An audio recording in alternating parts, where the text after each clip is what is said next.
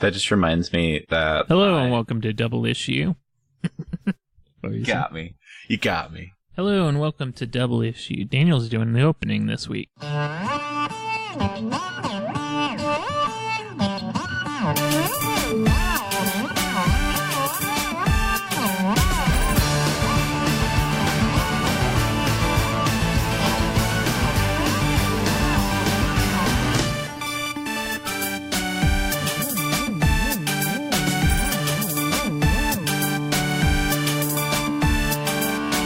Hi, welcome to Double Issue. That's double the opening. Hello and welcome to Follow-Up Month. Yeah, the last of Follow-Up Month. This is the last vestigial bit of the season of Follow-Up.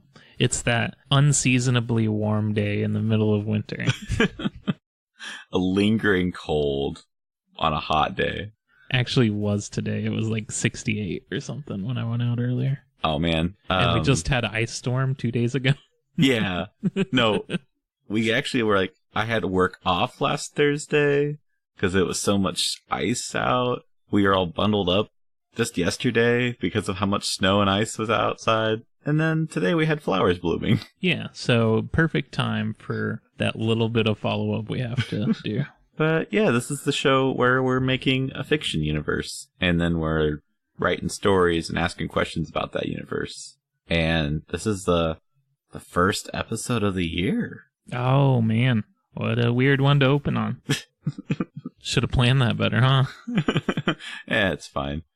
First of the year, sequels. This is a sequel to our sequels episode. Yeah, because we did a sequels episode, but they were both my story, so we decided to do sequels to your story.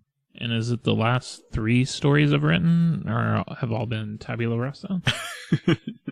Oh, yeah, because you chose to use that prompt again for alternate, right? Yeah. It's a good prompt. It's paying dividends. But what else we got to clear out? Do we have any a little bit? Oh, I have a little bit that's actually really important. Do-do-do-do-do-do-do-do-do.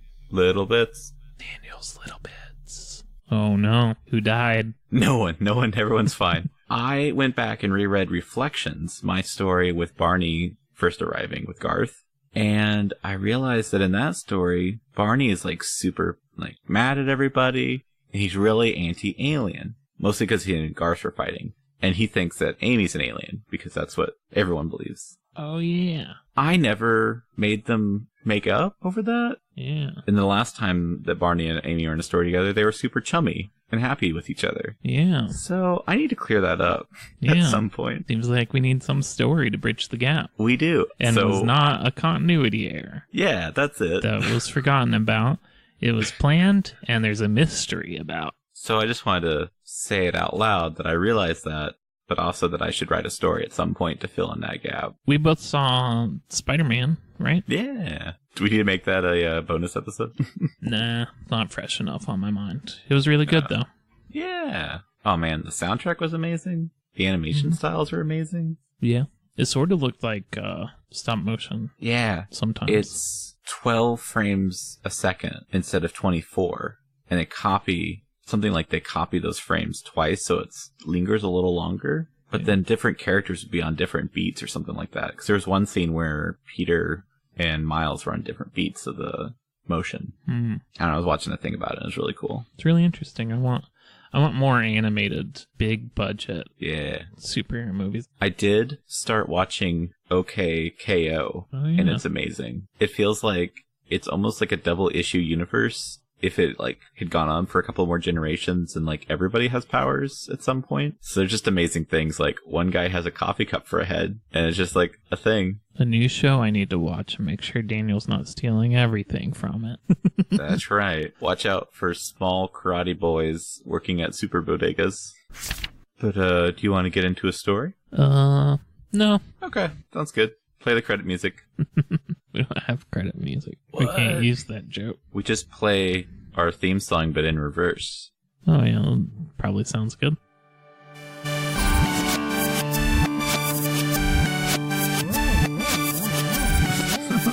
All right. Yeah.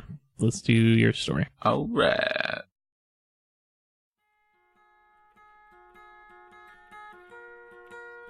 Bandage on a Broken World by Daniel J. Poole.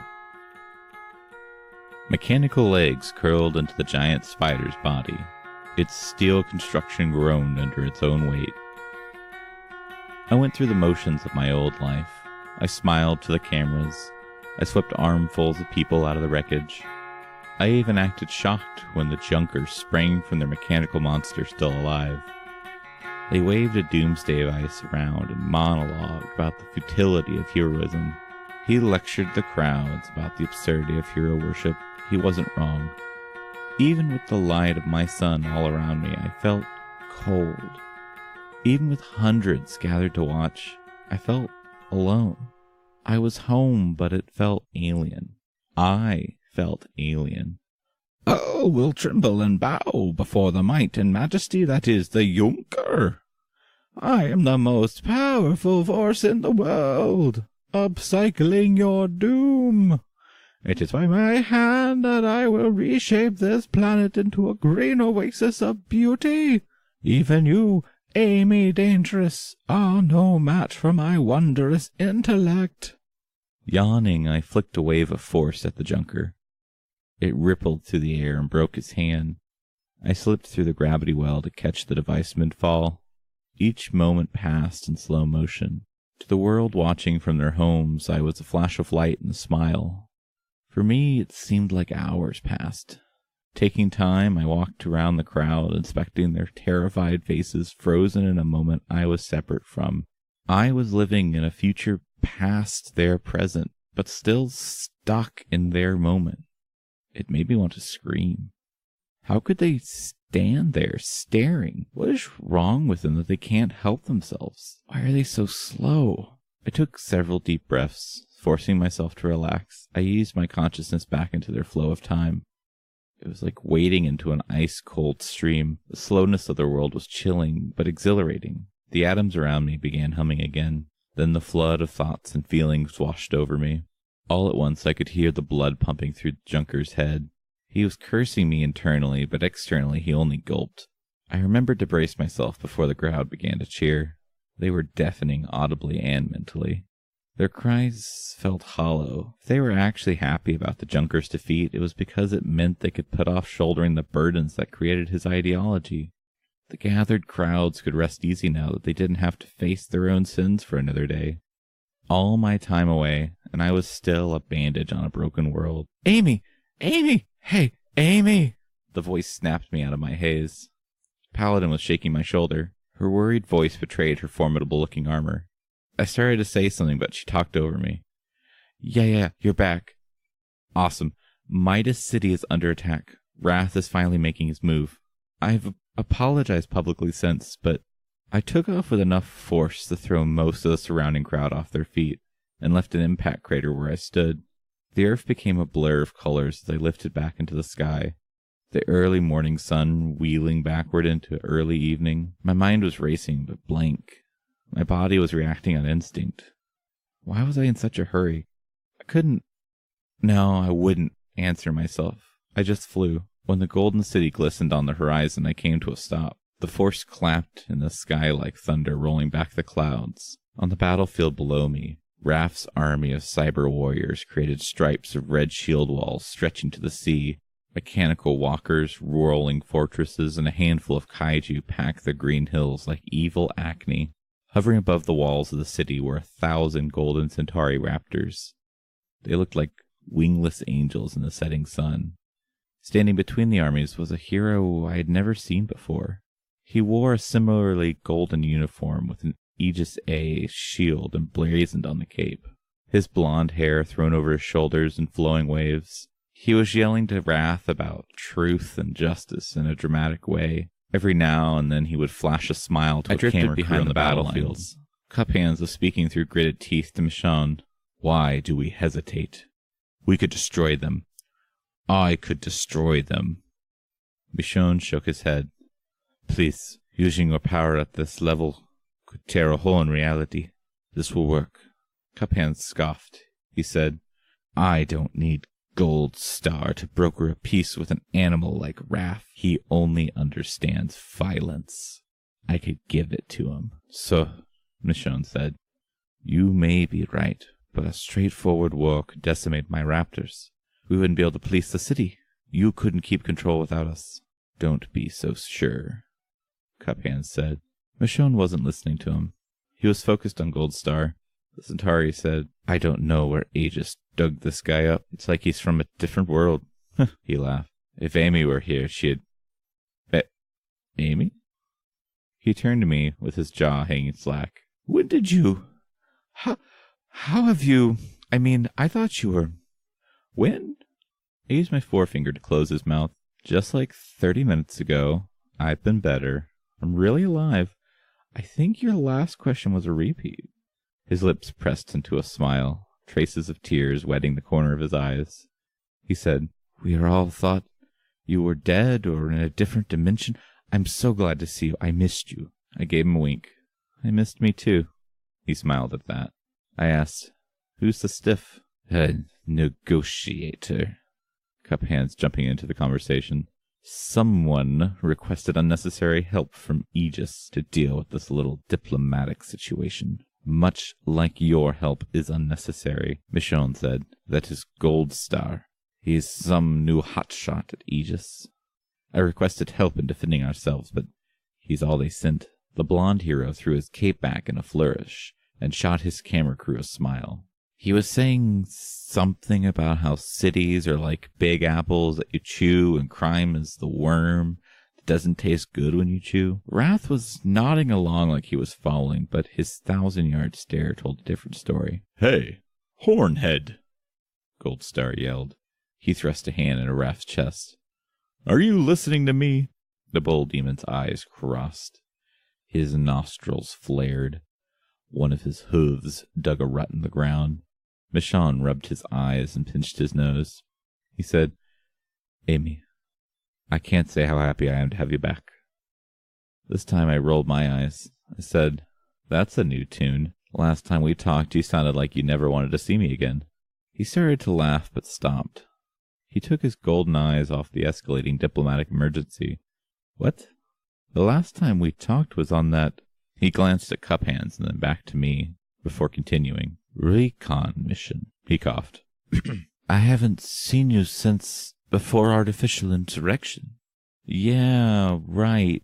I think we're remembering that recon differently.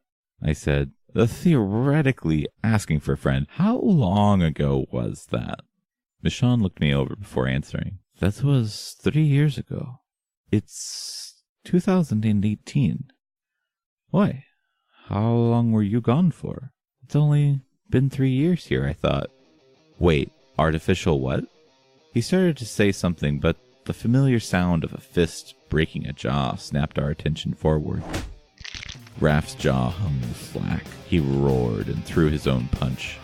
The Minotaur's knuckles met Goldstar's nose, breaking it immediately. Blood washed down his white and gold uniform. He reared back and headbutted the bull.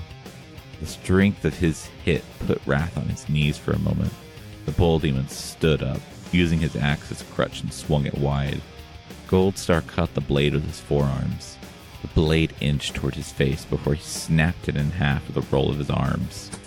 Well, hot dang, I said.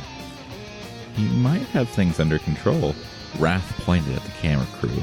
One of the rolling fortresses at his back aimed their cannons at the huddled journalists. Before Michonne finished cursing, I was plucking the shells out of the air. Blood thrummed in my ears as I soared back to the fortress.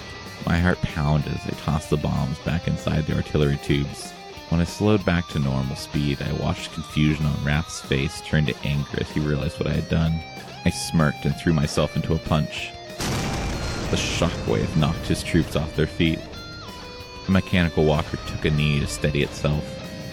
Smoke and fire bellowed from the rolling fortress. I blew the bull demon a kiss and asked, Did you miss me? Wrath roared. He drew a pair of jagged swords and advanced on me. War horns blew as his army stood. They began to run for the walls of Midas. The ground trembled as the rolling fortresses sped forward. A pair of kaiju broke free of their handlers, tearing at the ground on all fours.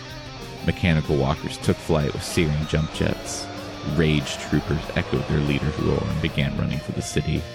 Lasers scattered across the field like a murderous rave. I started to constrict the gravity as a wall in front of Midas to form a barrier, but something or someone wrestled them from me. A wave of force threw me into an oncoming army behind a screaming Gold Star. Power felt familiar, and yet Goldstar's fist connected with Raph, sending the bull demon hurtling into the air. Shaking off my confusion, I joined the fight. The nearest kaiju threw its front claws onto the city wall. Taking it by the tail, I swung it into a wide circle. Throwing it, it knocked into a platoon of troopers. Michonne and his warriors flew into the fray. The rest became a flurry of fighting. I don't recall the specifics, but the moon was high when the last raid trooper surrendered. They threw down their weapons. Their cracked armor crumbled off of them in heavy chunks. Michonne put a hand on my shoulder. He was smiling. A team of Centauri warriors handcuffed the troopers and whisked them into the air while he said, "You are better than ever. I was afraid if you made it back that you'd be... Well, I thought maybe I'd be rusty," I supplied. "Yeah, but obviously I was wrong. You were incredible. Can I buy you a drink?" "The banquet hall will be serving late tonight. I'm sure the rest of the Lost Boys would love to buy you a drink too." I stopped to watch the Centauri soldiers celebrating. Some were dancing in the light of the street lamps above the rooftops. The music of the clubs soaking past the citizens celebrating in the streets. Reaching out, I could feel their relief to live another day. Their joy was genuine. Maybe I was just a bandage for their world, but they still needed me. Things could never be the way they were, but I was back. I was home. Finally. Sorry, Michonne. It's just that, you see, I need some space to sort myself out. I've missed a lot of time. I have to catch up. Also, I spoke to someone I thought was you before I left. It didn't go the way I thought it would. Then there was this whole... I had to leave, but I was mixed up about it, and he cut me off with a wave. "You can figure it out later. You have all the time in the world. You should get some rest. Sounds like you had a long trip." I smiled and nodded. He started to move his arms, so I began the motions for a hug, but he was just going to pat my shoulder, so I started to make for a side hug, but instead it became a handshake. He stepped back. Holding out a fist, he winked. We bumped fists. Lifting off the streets of Midas, I turned toward the west, and I sailed into the sky. The end. For now.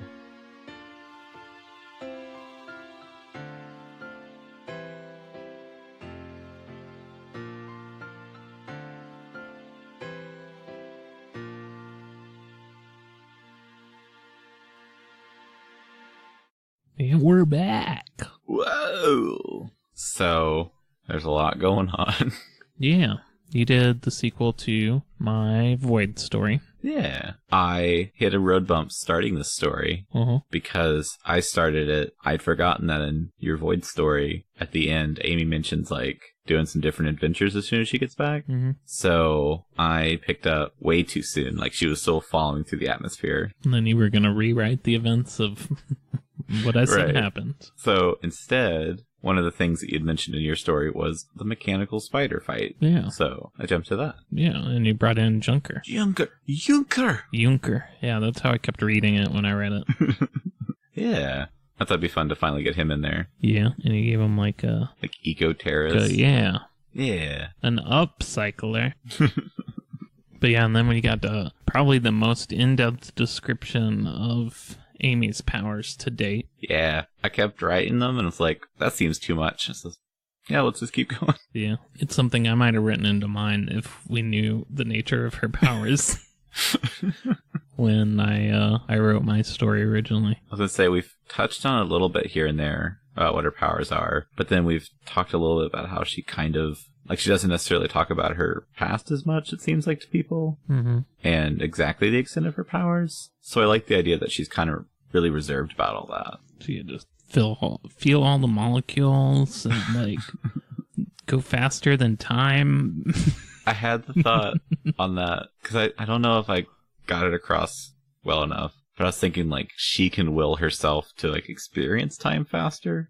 So I don't know if it's necessarily like, if there's a Flash in this world, I don't know if she would be able to beat him in a foot race exactly, but, like, she'd be able to, like, go slow-mo and think things out. Yeah, and then we get to see Wrath invading Midas country. Yeah. Which that army was pretty cool. I think you mentioned that in the underworld story. Not underground with Wraith, as I texted you. Yeah. I can't spell. Daniel originally had Wrath as Wraith, and then I said, am I supposed to know who this Wraith is? I messaged him, and he went, yeah, it's from my, what did you say, underground story. I went, underground story? Like, what is happening?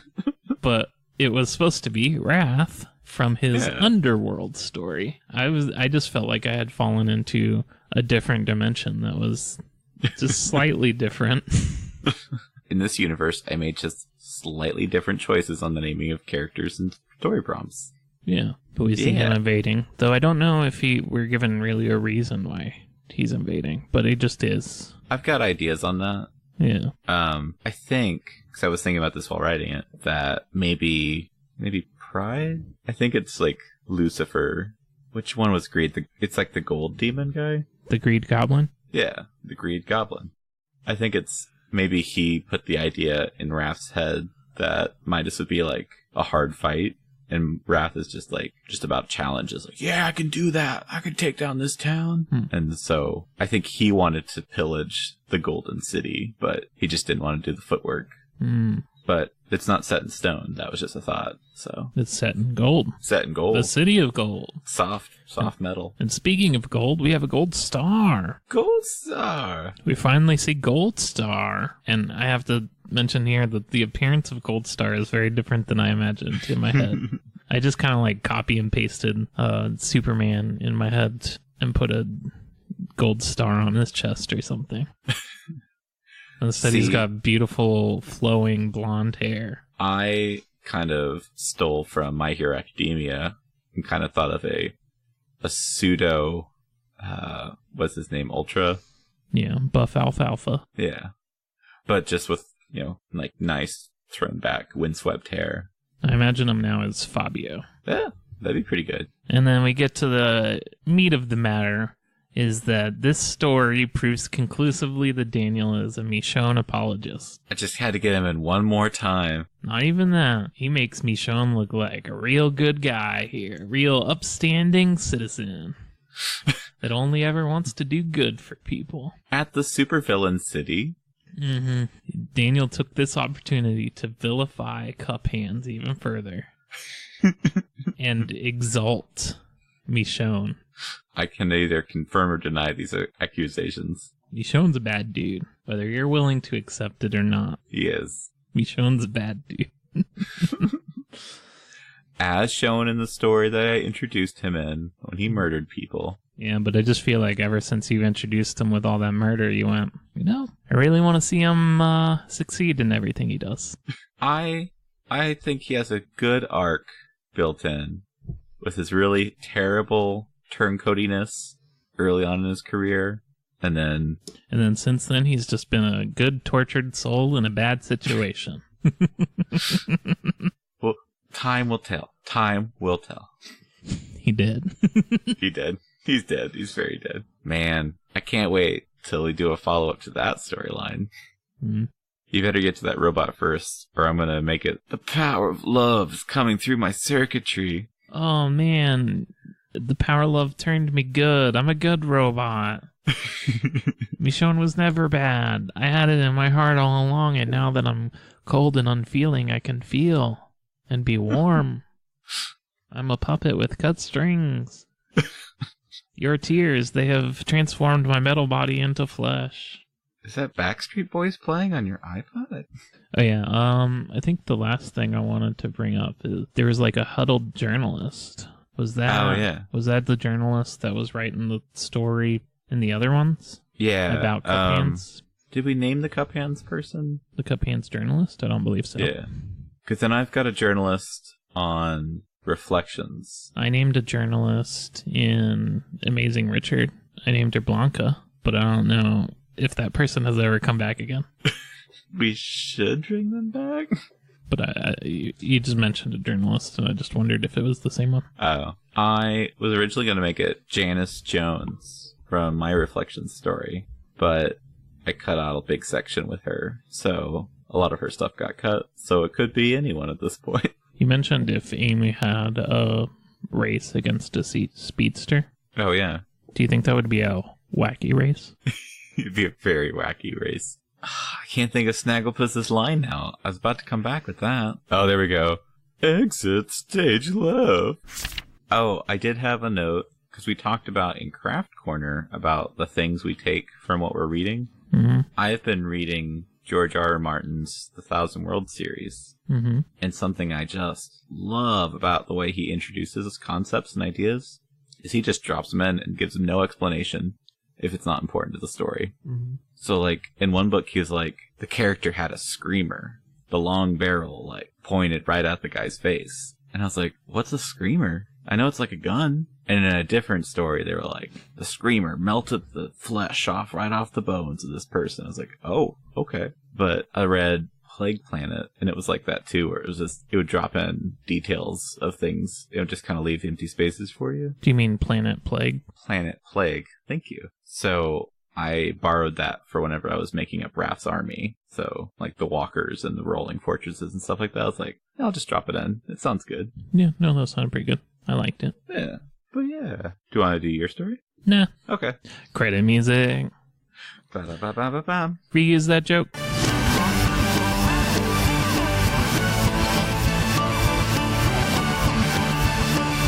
Alright, yeah.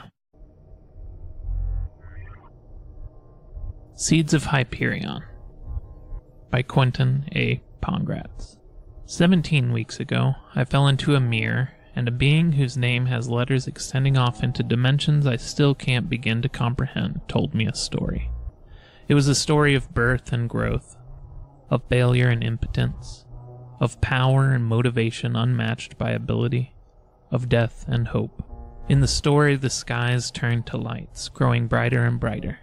The ground turned to holes, growing deeper and deeper. The rocks spoke fire and the people spoke death.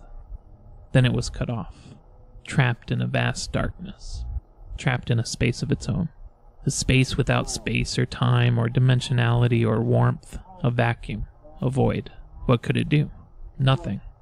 It waited. It felt for a weakness and waited for a chance. Actually, though, none of that is quite right. It's like how electrons are shown orbiting a nucleus, or like how evolution is a tree that branches off into many directions.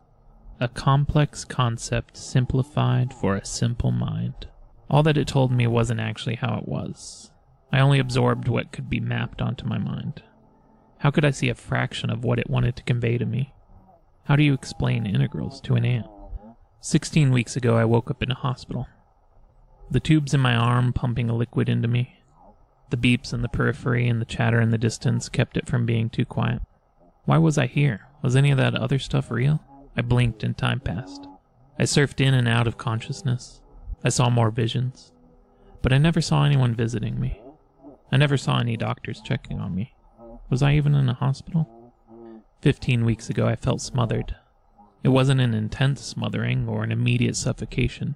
It was gradual. It was hot. Not the kind of hot you can get rid of with a breeze. A heat that took residence in my skin. A film over my entire body pressing the heat into me. The suffocating film spread over my skin and eventually reached my mouth. The oppressing heat pressed inside. The walls of my throat coated with its inescapable warmth. I wanted to cough. I wanted to retch. I wanted to do anything to stop the creeping of that slow choking as it reached into my airways and lungs and clung to the deepest parts of me. Every mucousy crevice became filled with it, trapped by it. But I couldn't cough or vomit, or even move to stop it. I was powerless. All I could do was feel the feeling wash over me. Feel the outline of something cling to my own. I was trapped inside whatever it was with no way out. 14 weeks ago, I woke up in the air. I still had my eyes closed, but I could tell everything was different. No longer those beeps or the din of the background, but instead the sound of air rushing past me. Then, I opened my eyes and saw the city before me. I saw it getting closer and realized what was happening. My eyes went from open to wide. It would take a miracle to survive the fall. but still I tried spreading my body flat as I could against the falling wind, extending my arms and legs and trying to orient parallel to the ground. I guess I thought maybe I could slow myself just enough for that miracle to happen. And it did. The air stopped. I felt gravity negated and then turn back on again, then oscillate back and forth until it stopped altogether. I opened my eyes. I was looking down on the city, but no longer falling. I looked up at my arms. Vines wrapped around my wrist and extended to the sides of the buildings nearby.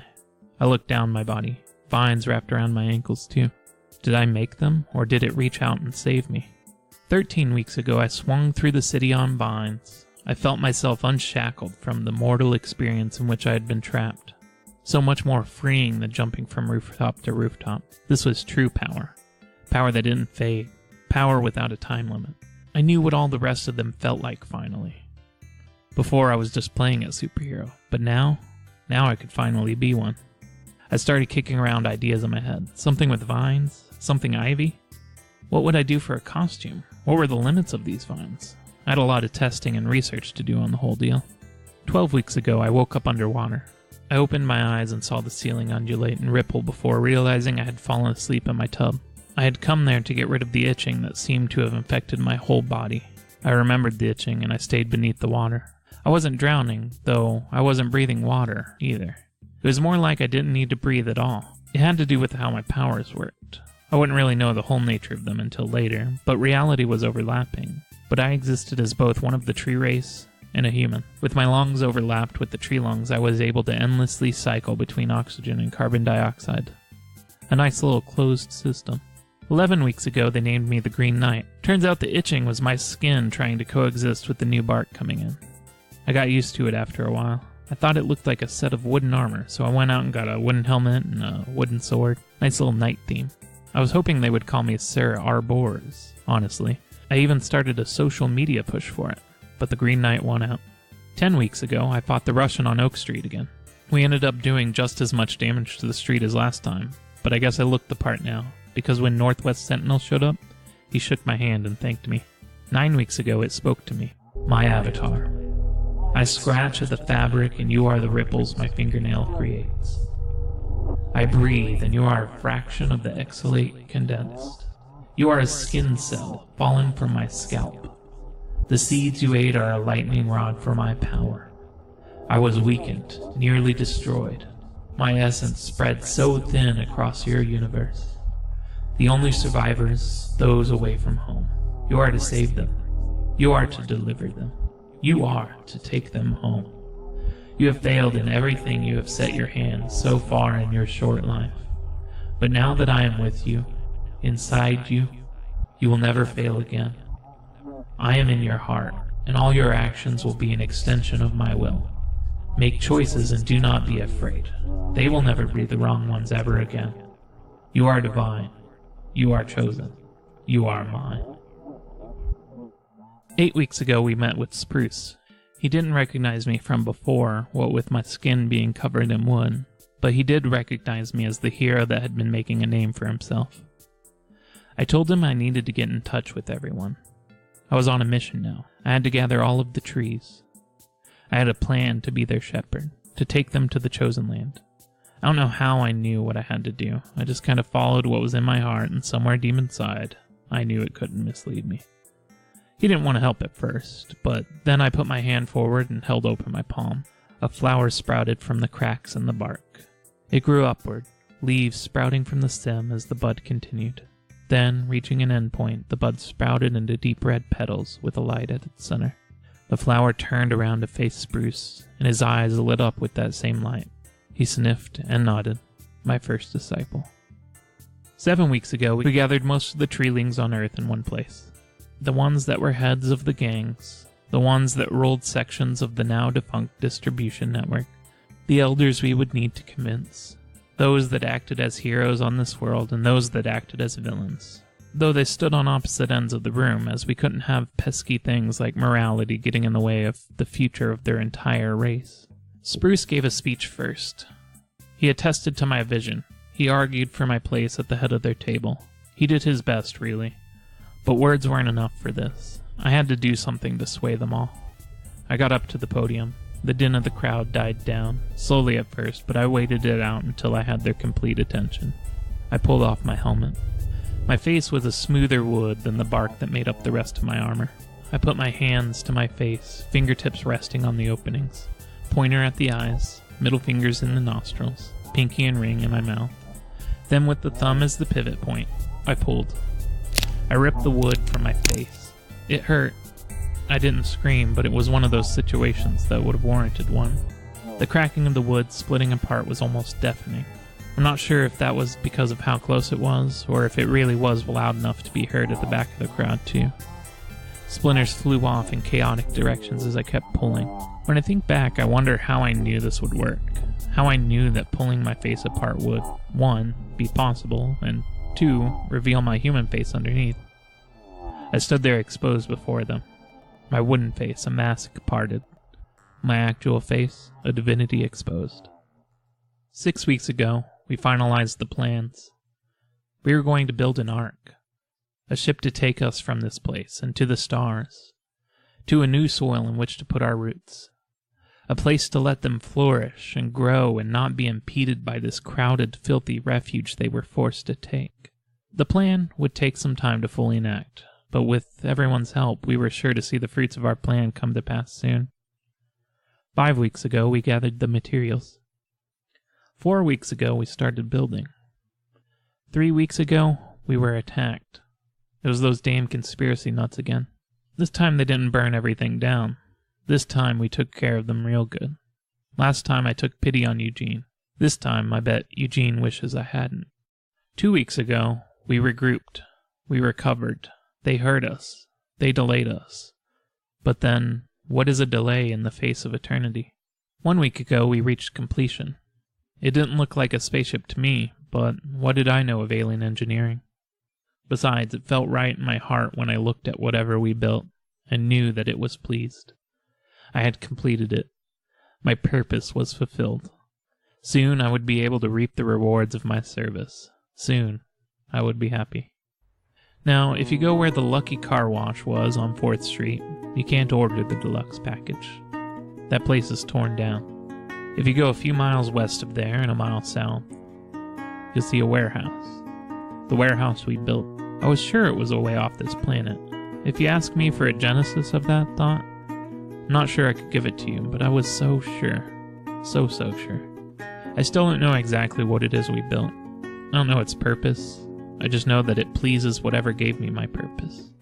And I know I was the last piece, slotted right in the middle. So that's where I went, right into the middle and surrendered. The outline that surrounded me subsumed me.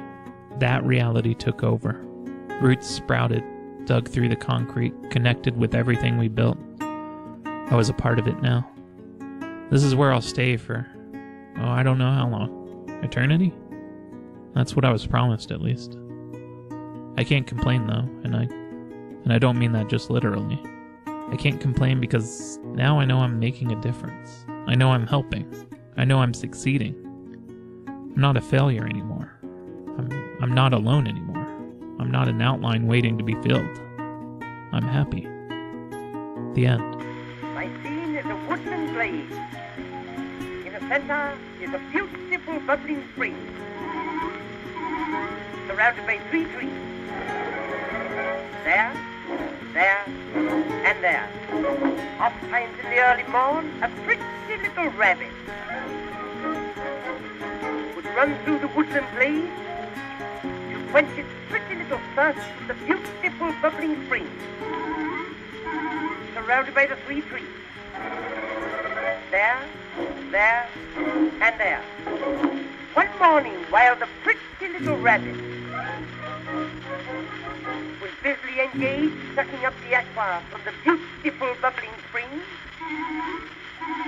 surrounded by the 3 trees, there, and there, a hunter, roaming through the woodland glade, espied the pretty little rabbit. But the pretty little rabbit, having its mouth filled with water, did not hear the approach of the hunter. And therefore went on drinking from the beautiful bubbling spring, surrounded by the three trees. There, and there, the hunter raised his gun and fired, frightening the pretty little rabbit away from the beautiful bubbling spring, but leaving the three trees there, and there. Yeah, we're back. Whoa. Like I said, it made the same reaction sound. So, this is now a trilogy of stories about... Have we been calling this character Coloring Book? Yeah, I don't know. Now the Green Knight? Yeah, failed hero, man. Villain. He's not a failure. Now. Yeah, I guess not now. So this is the first... Actually, the character you first introduced in your very first story ever. Yeah. And then you said you did the math. You did them again, like, halfway through the year? Or was it a certain I don't know number of what months? episode. I don't think it lined up exactly on that one. But each story is... I use a structure where I say 17 weeks ago, and that's how the story starts, or very nearly, because the first one was a little different. But 17 times 3, I used 17 weeks in each story, is the span of time it covers. And so 17 times 3, over the 3 stories I each did 17, is 51 weeks. And that's nearly a year, and we're, I don't know what, 3 or 4 shy right now of 51 weeks, if not, definitely not 51 episodes, though. 51 numbered ones. But yeah. That's pretty cool, though. Yeah, it kind of matches up. A new year, a new hymn. Mm-hmm. Tabula Rasa was 22, so it wasn't 17 weeks after issue 1. Oh. Well, time's kind of fuzzy. Yeah.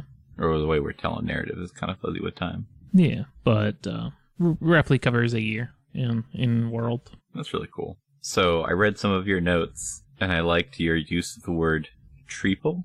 I thought that was pretty great. He goes through this transformation of becoming a tree person, a treeple. Yeah. And it was horrifying. Sorry. No, it's good. I've come to expect it. Yeah, this is I don't know, it's intersecting with like a cosmic element that we kind of have. That is, in doing the first story, is not at all the direction I thought it would be going, but I didn't know what Hyperion seeds were at the time. Yeah. And then we layered them in with we did the Tabula Rasa story like right or soon after we did Ian's world build where we fleshed out the Hyperion seeds. And so I incorporated it into the person that uses Hyperion seeds. Yeah. And so it took a very different direction than I originally... Like writing on week 1 for the first episode, I thought maybe I would keep introducing this character occasionally, and they'd be like Super Spectrum or something, or Rainbow Ranger. I don't know, all the colors at some point. Right. And then it went in a very different direction. Yeah, because now he's this tree messiah, this treesus, as you put it in your notes. Yeah, which is a way different direction than I would have ever foreseen this character going, and it's just so cool to see that evolution over time. No, it's definitely, it also incorporates some things we've been talking about behind the scenes and different world builds and everything, and so it's fun to have this story develop. Like, it feels like this set of stories is a very only podcast possible thing. Yeah. I wonder if comic book writing itself is similar to this, since you have so many other projects going on at the same time in the same universe. Yeah, I don't know. I figured that's where a lot of just the wacky off-the-wall stuff comes from. Yeah. So, he becomes the savior, and he builds, or helps them build, like, a rocket ship made of trees. Yeah, it's not actually a rocket ship. Oh. It's like a device of some sort that's helping the tree god, whatever we want to call it. All right. Yeah. What are they planning next? Well, I don't know. Oh, I'm scared. But I don't know. Okay. I think this guy's done. Oh. I think this is just a trilogy. Is he himself done? Or he might show up again? Like, is it like a side character? I think he might be done. Oh. Turned into a tree. I guess there's a way you could probably get him out of there. I don't know. I completed the arc for myself, so if I have an idea later, maybe I'll pick him back up. Or if you have an idea, you can excavate him. I was just wondering if he was a talking tree, like Tree Reggie. No, I think he's just kind of like imprisoned there. Oh. In bliss. He got to nirvana and became one with the tree. Okay. I do have a question. Is it okay for him to call someone a conspiracy nut? Yes. Okay. Do trees get offended about those kind of? Which trees? Like do tree people get upset with like when people are like, oh, nut? like nut or like fruit? Like, hey.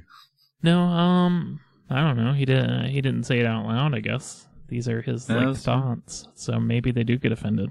I don't know. I don't know if they would. Because that doesn't seem like a thing, but... Spruce just kind of sadly shakes his head, just, Yeah. It's not okay. Like, it'd be like someone calling someone an ingrown hair or something. That's true. And then being offended because you have hairs. Yeah, I don't know. That might be something to explore in the future, if trees get offended about that. Oh, that reminds me. Is thorn a tree person? Yeah, aren't they? I think so. I mean, I know they're a plant person. I just didn't know if it was the same species. Yeah, I believe so. I think we said that. I think so, yeah. Okay. Yeah, I was going to make mention of Thorn being at the meeting, and then I was like, Thorn probably didn't go to the meeting. Thorn's busy. Thorn doesn't keep in touch. Thorn's been too engrossed in normal mammalian society with the superhero stuff, and going to their schools. Being friends with an alien. Turning their back on their roots, so to speak. We do need to, at some point, tackle Thorn's origin. Yeah, because there was that joke about Bud Dewberry, but there was an actual person, a tree person, that passed on that, like, Aegis beacon to them. Yeah. I think they were also called Thorn, maybe? Yeah. And they were on Aegis at some point, or, Aegis backup, or whatever it is. But they were a big person at some point, and we haven't even talked about it yet. Yeah. Now that one got kind of buried. Berry? That's bushes. All right, everyone. See you next week. Good night.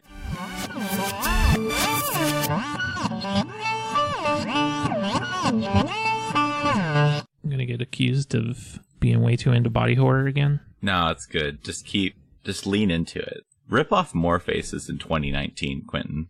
Make this the year you become the monster and you rip off more faces. You rip off your face. That's going to be the first line of my next story. Do I have any recommendations? I know I do. This week, I wanted to recommend to you Robots Will Steal Your Job, But That's Okay by Federico Pistano? Seems right. I think that's right. It's a book, but our good friend Ian R. Buck has been reading it as an audiobook over on the Nexus.tv. So you should go check it out. It sounds really interesting. The description here is, Robots Will Steal Your Job, But That's Okay is an audiobook that explores the impact of technological advances on our lives, what it means to be happy, and provides suggestions on how to avoid a systematic collapse. So, yeah.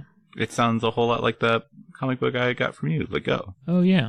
Which, once Ian catches up, hey, we should all read Let Go and do a show about it. Ian. My recommendation for this week is Friends at the Table, an actual play podcast focused on critical world building. I don't know. They say something every time, and I almost got it. Is an actual play podcast about critical world building, smart characterization, and fun interaction between good friends. It is real good. It's a pretty good show. Oh, man. I've been making my way through a season, like a mini season called Marielda. And that one's so good. If you want to start at the podcast, you can start at Marielda. Another good one to start out is Counterweight. Their first season is really good, but there's some audio not so greatness, kind of like our podcast. But the audio quality isn't the best. I didn't have a problem with it, but I've heard other people do more so than I did. So if that bothers you, you can jump in another place. Because each season is kind of its own thing, right? Between the first and second season, yes. But they keep jumping back to their fantasy world and continuing on with that. Okay. But the Counterweight is like a sci-fi mech world, and it's real good. And Marielda is like a fantasy game, but they're all like thieves doing heists. And it's also real good. Okay, we were really on topic for most of it, and there at the end we got off the train. Luckily, I could just cut most of it out. Yeah. So go listen to Friends at the Table, season Counterweight, or Campaign Podcast, season Skyjacks. Or Robots Will Steal Your Job, a book. Yeah, that one's yours. Yeah. I don't subscribe to that nonsense. Robot's never going to take my job. Beep, boop, beep. Oh no, here he comes. What did you do this last week? Beep, boop, beep. Crazy weather. Superhero story generated. 1 million of them. Season over. Oh. No. No. They've taken our jobs for the next... I don't have that many fingers. 19,230 years. Damn you, robots. Stealing our jobs. But yeah. But, we hey, done. Our show art is by Lisa Prather. You should follow her on Instagram and her website, lisapratherart.com. doubleissueshow@gmail.com is our email address. Send us in questions, actually, so we could get ready for a Q&A session, hopefully, around the 1 year mark. Yeah. And you should point out more discrepancies in stories that we haven't filled in yet. Or just don't. Write it on a note card, put it under a rug, and forget about it until you move. Write it on a note card, burn it safely, and just forget about it. Just let it go, like the smoke. Burn it near some dry houses. No. Haiku's on my keyboard. Come here. You can find Haiku on Twitter at @DoubleIssueShow. You can find me at Quentin Pongratz. You can find Daniel at Gwair. That's GYWAIR. You can find us on our website. We've got a WordPress. So you can come over to the Discord. We've had some conversations over there. Yeah. And we'll converse with you. That's right. Yeah. All right. And our next story prompt is going to be you. All right. See you next week. Bye. Now to just safely stop the recording and not delete it.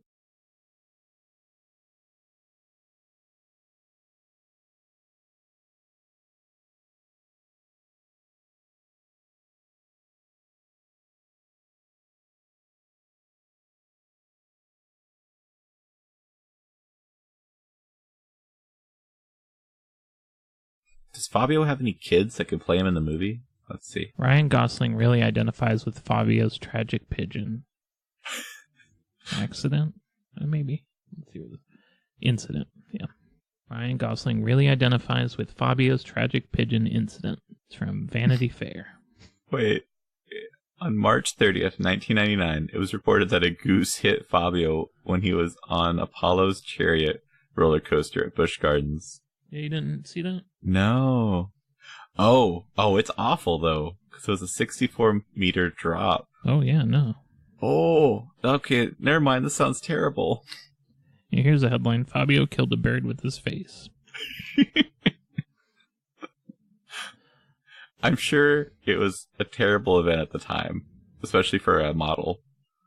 But that's a great line. And something Gold Star would do. Yeah. Gold Star might do it on purpose. He might have done it in this fight. Just accidentally flew into one of the Michonne's men and killed the bird with his face. I still have time. I could go back and add that in.